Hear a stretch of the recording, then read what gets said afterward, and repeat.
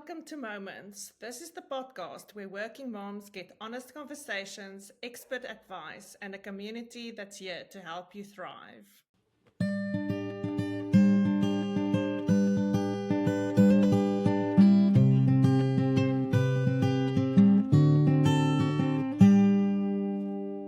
If you're exhausted, if you're overwhelmed, if you're lying in bed at night wondering why every other mom seems to be coping better than you, this episode is just for you.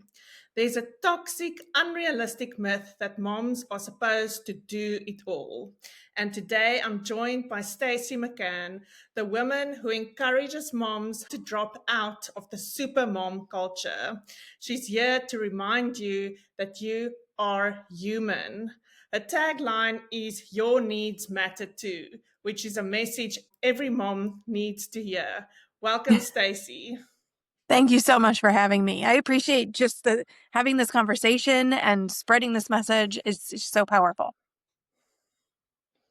Absolutely. The term supermom is so baked into our culture. We celebrate moms for doing everything, which means everyone expects us to do everything all the time. But you say this narrative actually makes us more anxious, more competitive, and sometimes even worse moms. What does it mean to drop out of the supermom expectations? Yeah, it's a great question. I think the intention behind the whole movement of Supermom, I think the intention was a positive one. It was to get women into the workforce. It was to get women to be able to dream big, to do anything that they wanted to do with children, with a family, with a home. But what happened is sort of this, there's a lot of history there, but with sort of this post-feminism wave of like women were getting out of the house, we're finally working, we're holding full-time jobs. But the problem is that the only person who changed in this was women, right? So everyone else just went around about their day to day. Nothing changed for men, nothing changed for greater society. But suddenly there's a great quote that we were suddenly chained to our desk and our home. And now we had to do both without any help because nobody else stepped up to support mothers in that venture. So what happened is this supermom trope came into play, and moms rose to the occasion, but nobody else did. So when we rose to the occasion, we took everything and then lost ourselves in the process. So to reject supermom and to reject that sort of myth is that it is actually impossible to do it all, right? That should never have been the goal. The goal should never have been to be a highly successful, career-oriented, gentle parent who has an amazing relationship with their spouse and still gets dinner on the table at 6:00 every night. That should never have been the goal. So to reject it, I think, is just to reject the notion that I am not superhuman and that I don't actually want to be perfect in all realms. And it's impossible. I can't be. So I think to reject it is actually to give yourself empathy and grace and to sort of apologize to yourself and say, I'm sorry I ever pushed you to be perfect in all of those realms. So I think it's actually this sort of internal rejection. You sum it up so perfectly. So it's not a case of doing the bare minimum, it's just Sure. opting out of the chaos of what women find themselves, the comparison culture, and to mother on our own terms. Yeah, I like But of that course, perspective of like it's taking ownership over it. You know what I mean? yes, to do it your way and forget what other people think or what other people expect of you. But of course, social media is a big driving force behind the competitiveness among moms. There's a very big difference between supportive content and influencer content, which is perfectly curated. How do we spot the difference? That's another great question. I think um, what I look for is nuance, right? So the accounts and the posts that I find most problematic are the ones that are most black and white, right? They are most, you're either this way or you're that way, and there's no in between. Um, and so when I look for social media, when I look for internet content that I find supportive, I'm looking for nuance, a nuanced message that says no matter what your life looks like, no matter what phase you're in, no matter how old your children or what your career is like, there's peace out there for you. There's calm out there for you. And we can, and ownership and empowerment out there, and we can find it. You don't have to be a stay at home mom. You don't have to be a full time career person. It doesn't matter. We'll find what works and we'll use that to empower yourself. So the message I'm looking for is like a very nuanced message that supports mothers in ebbing and flowing through motherhood. That motherhood is not black and white. There is not one right way to be as a mom. So that really is what tells me that this content is supportive of my journey. Is if it's not telling me I'm right or wrong. It's just there to support me wherever I'm at. And there are also companies and corporations who profit greatly from keeping moms in overdrive. When we think of kids' parties or the festive season, they make tons of money making moms believe they have to live up to a certain standard. How do we take a step back and evaluate what we actually need and what we have energy for? I think it is so interesting that moms are their own sort of consumeristic, capitalistic like pocket of spending. And it is true that in most households, women are the spenders. They are the ones buying the diapers. They are the ones buying the formula or the bottles or the pajamas and all of that. Women are the spenders in their homes. So I think it makes sense that they're targeted. But I think this new piece of like, there's also this target of like self-care consumerism, right? That like just buy this eye cream and you'll feel better. Just buy this bath product and suddenly like you'll be the best mom ever. Or buy this parenting program. And this parenting program is what's going to change your life. So a lot of people have just sort of noticed. I think what happens too is that the most vulnerable uh, points of our population tend to get hit the hardest with consumerist messages, right? And so I think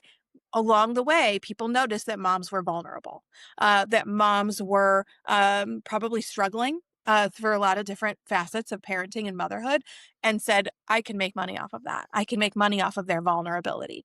So I want to, when we think about the spending, right? The answer to all of this really is just take breaks from content, is to step away, right? Is to sort of monitor like how much we're spending time, how much we're scrolling, how are we using scrolling, how are we using sort of our internet usage.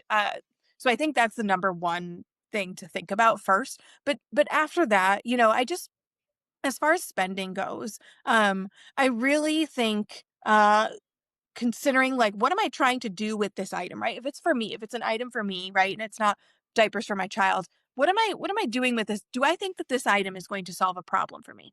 And what is that problem? And is it an emotional problem? Because if it's an emotional problem, there's no eye cream on the planet that's going to solve that problem for me. So I think kind of considering like, what is the problem? Is the problem that I have under eye circles, or is the problem that I'm not sleeping for 5 nights in a row and that I have no help? And if the problem is something that's not like physical, it's emotional, it's maybe mental, then there's no product that's going to work for that. So I just maybe a little extra thought before you hit purchase of like, what is this going to do for me? What is this solving for me? Is it just to make me happy? Then maybe that's okay. But is it trying to solve the fact that I haven't slept in 5 months? It's probably not going to work. So maybe take a step back from those purchases. But it is hard though when it is really though, you're being bombarded with content, right? So it is really not just about you having to assess your choices. It really is having to force yourself to shut it down because it will never stop. There's just too much benefit for the people selling you that information and that product. So it's never going to stop. Your job just has to be to monitor your content intake. Absolutely. And I think moms overspend completely to keep up with appearances and to keep their Sure. supermom status as well. Sure. And that's where you get social media comparison to come in, where you're on Instagram and you are seeing people around you or even people, everywhere, and how they are posting about their motherhood. And so you feel this innate sort of pressure and pull to kind of keep up. It's very normal. What's not normal is to be bombarded with the amount that we get every time we open our phone. It used to just be our neighbors, like our literal neighbors across the street. And now it's Yeah. 10,000 social media accounts. Yeah, it creeps into every corner of our lives. Mm-hmm. So, dropping out of the supermom mode has a lot to do with boundaries. But I find it super hard to find the balance. Like when I think about a simple example like Elf on a Shelf, I really want to create fun memories for my kids, and I love seeing them get all excited about what the elf did when they wake up. But I also find myself at 10:30 in the evening finger painting with chocolate ice cream on my kitchen counter, and I'm thinking, why am I doing this to myself? Like, can we still be fun moms without drowning in expectations? And how do we strike this balance? Yeah, that's a great question, because I think what ends up happening is, we assess it, we say it's too much, I can't do it, but then we blame ourselves when we don't do it. And we say, oh, you're not the fun mom, or like, oh, how, like your kids are going to miss out and it's your fault. So it's a really vicious cycle of like, yeah, we might choose to not engage in Elf on the Shelf, but then we end up feeling bad about it. Um, so when I think about adding in any sort of holiday activity, or like when I look at a holiday calendar, which is just jam packed for a lot of reasons, I think about if I want to add something like Elf on the Shelf, something like going to see Christmas lights or anything of that nature. If I want to add that, who is going to be responsible for the logistics of this task?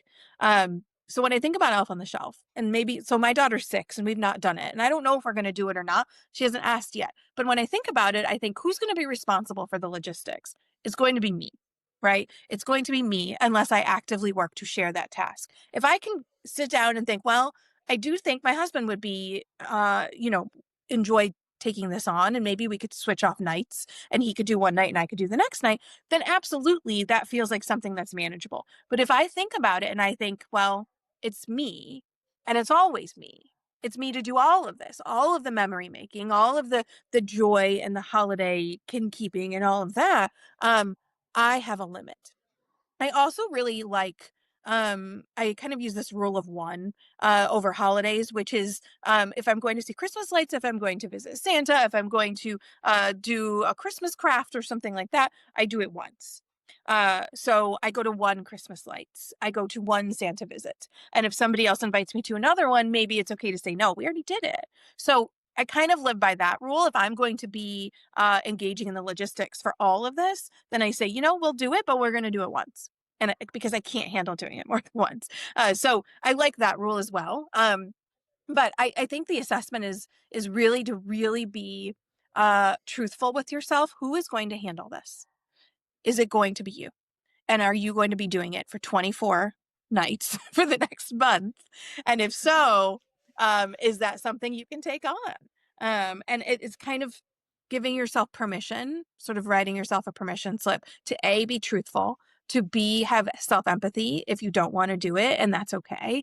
And then to sort of forgive yourself for saying, we're not going to do it this year. We have loads of other ways to make memories and have joy in the holidays.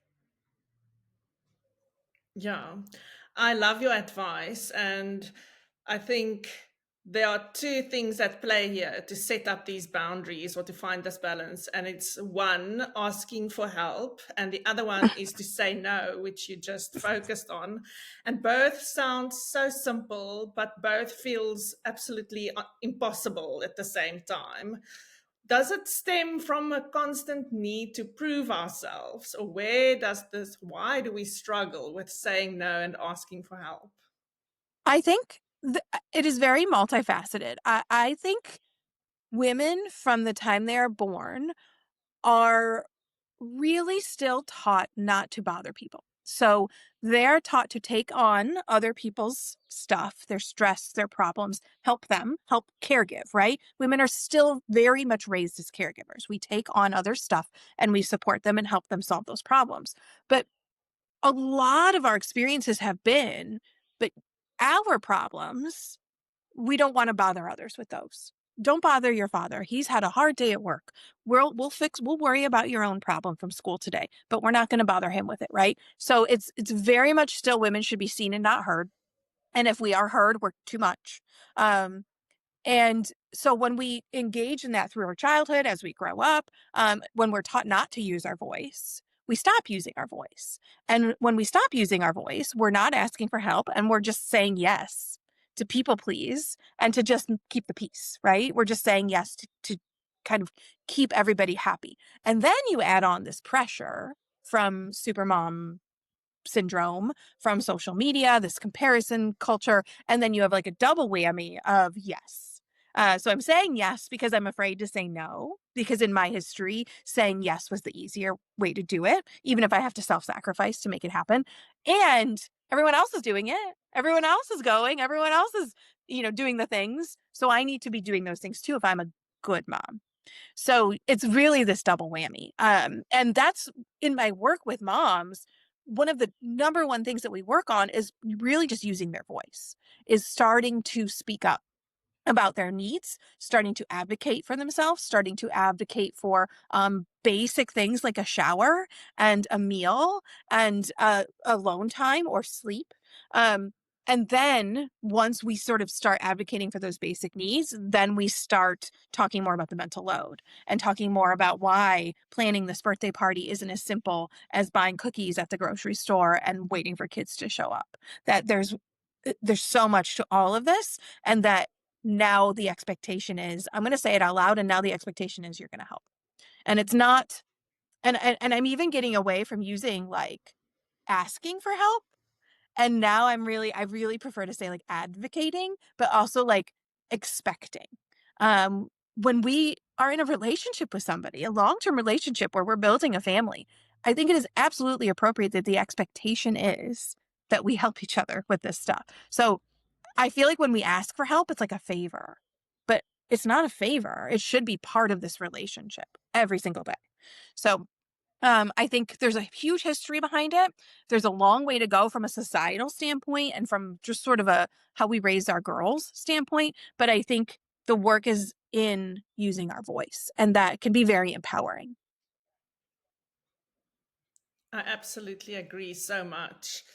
So, Stacy, if you could rewrite the definition of a good mom, like you said earlier, how would that definition read?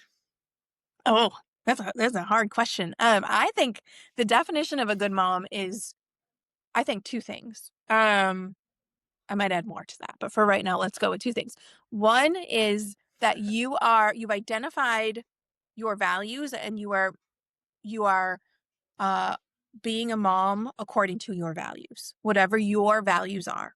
That you are mothering to match what in your gut is telling you is the right way to do things.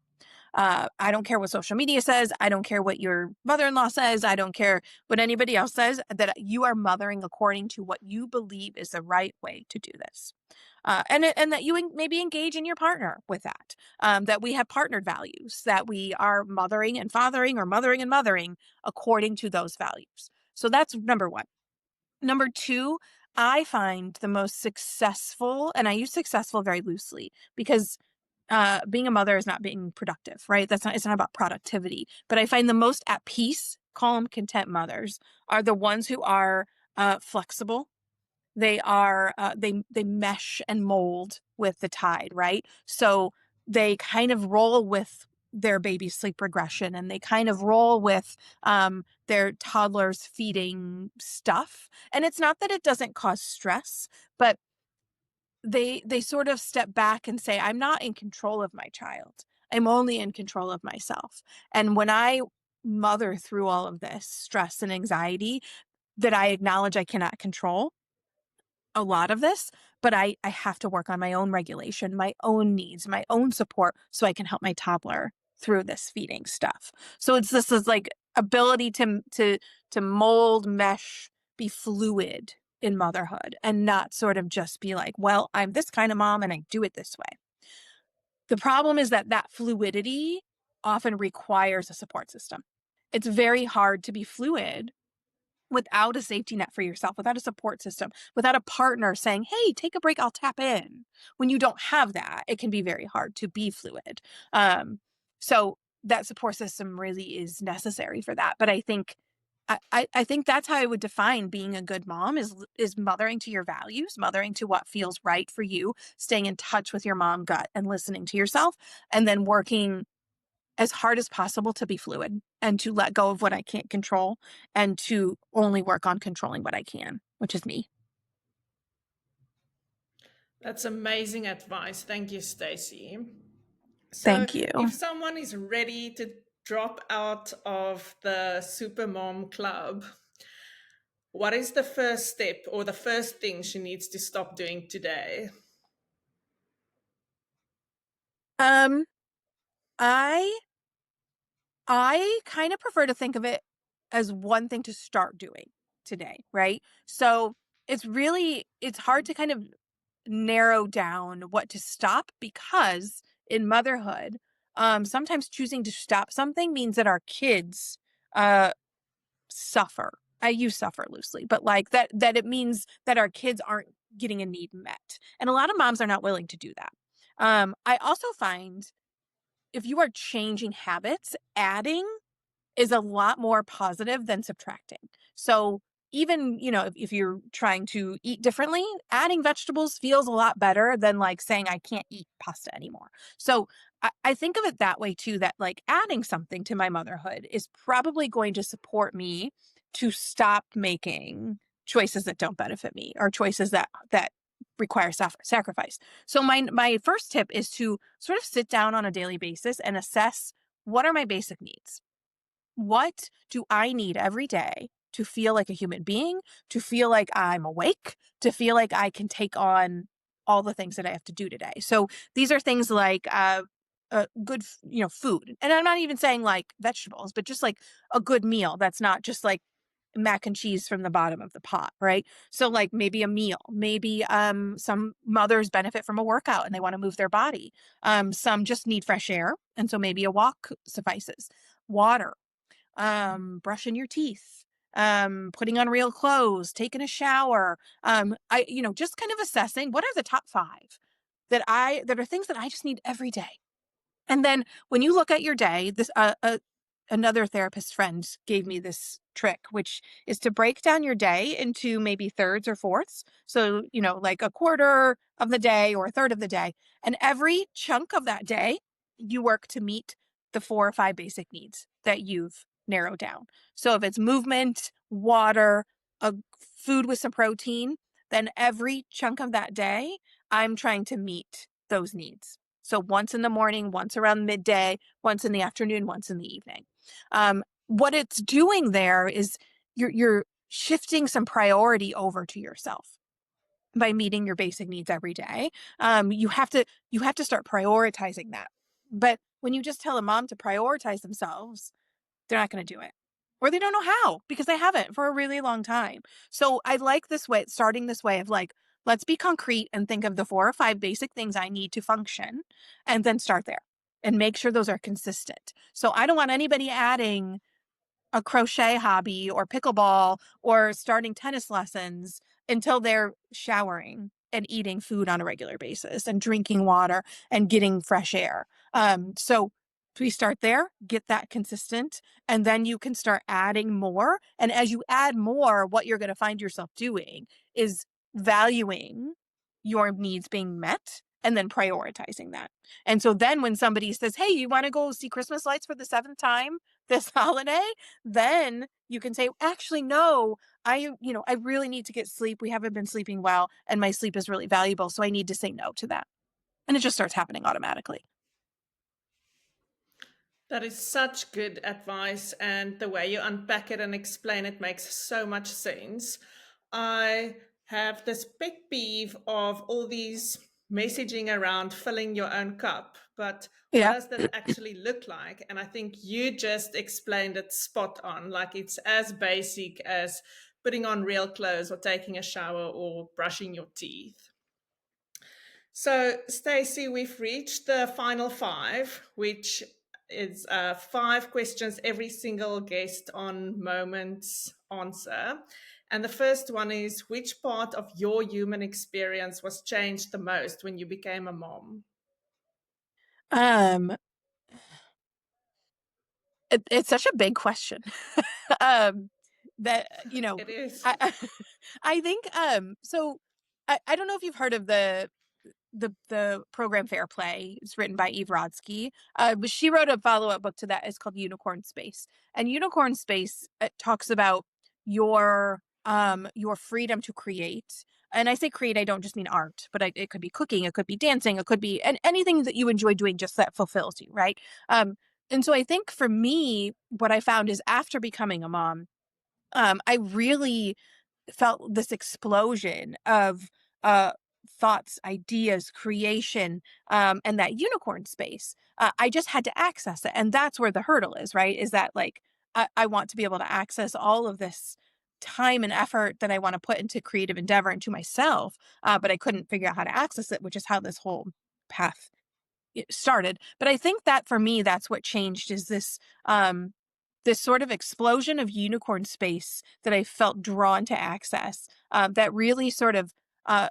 made me function and live every day in a little bit of a different way, where I was finding energy in sort of um, in creating something new, in using my hands, in being productive in a way that wasn't just unloading the dishwasher or folding the laundry. That was suddenly like about processing my emotions and getting out my stress through creation and creativity. So I find now in motherhood, now that my daughter is like 6, that we're kind of doing that together. That, we have a rough day and we come home and we create or we engage together in finding that. So I think it has sort of changed the trajectory for how I deal with stress and anxiety, how I cope, and how I sort of function every day.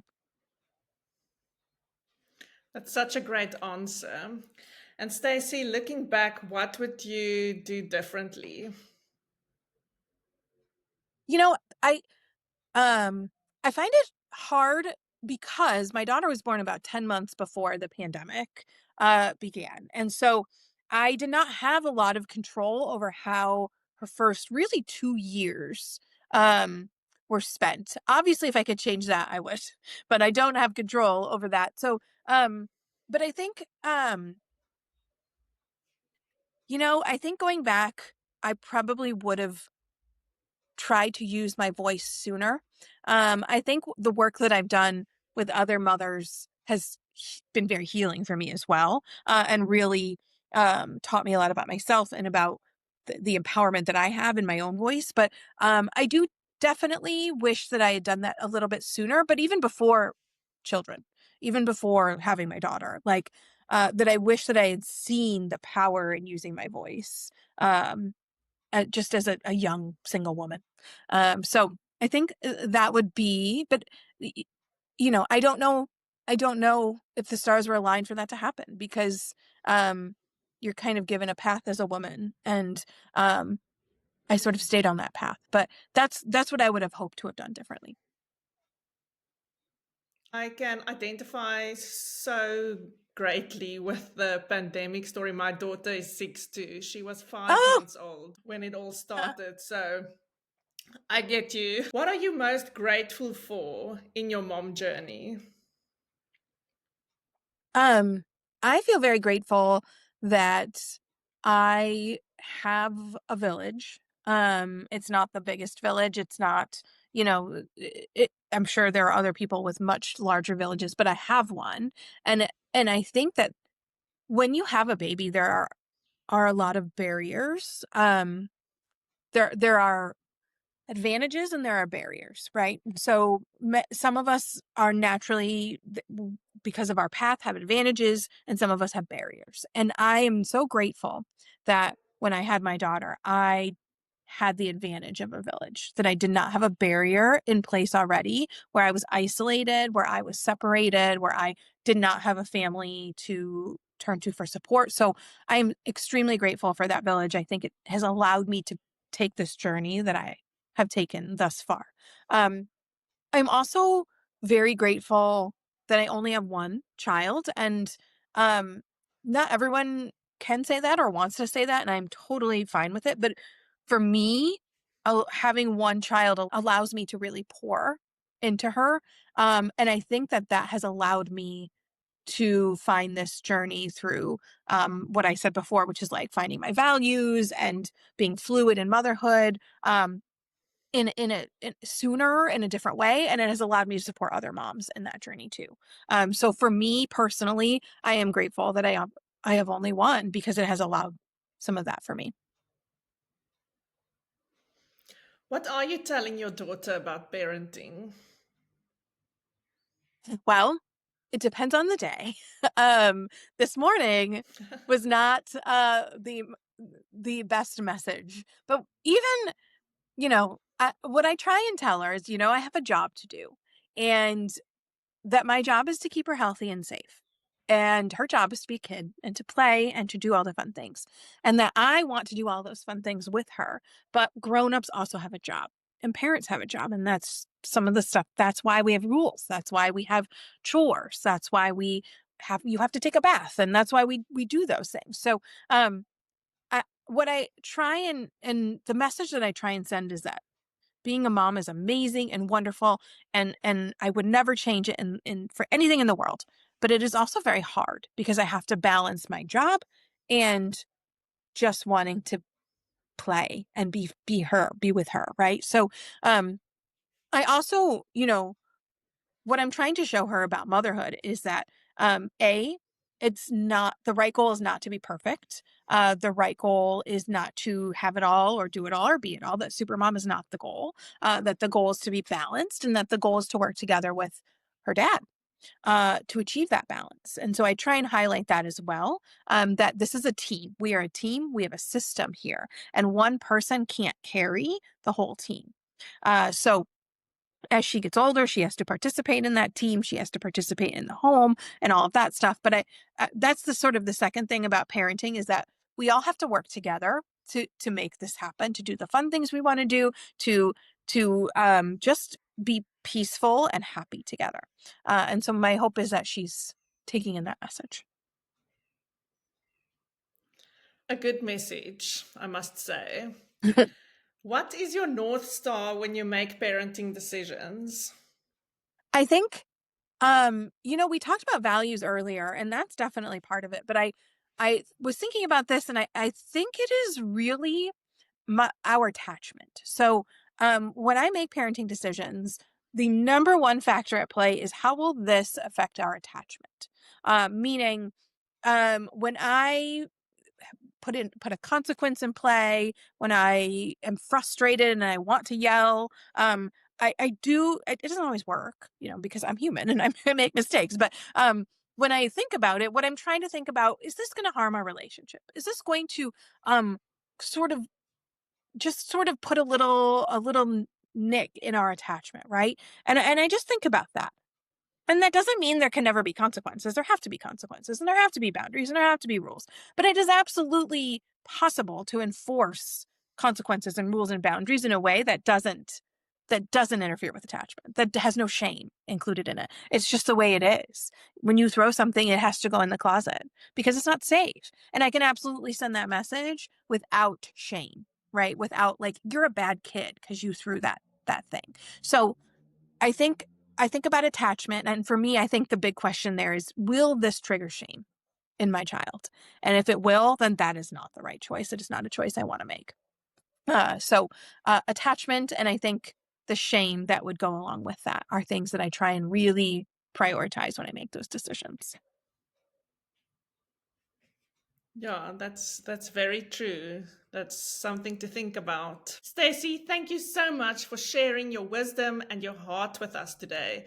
This conversation is going to free so many moms from the pressure they didn't even realize they were carrying. I'm truly grateful you joined me on Moments. Thanks. Thank you so much for having me. It was such a great conversation. I appreciate it. Take one idea from today. Maybe it's asking for help. Maybe it's saying no. Maybe it's ditching comparison culture or adding something positive to your life. Because nothing changes until you do. And you deserve a life that doesn't drain you. Thank you for listening, and remember to share it with another mom who needs to hear it too. Your needs matter too.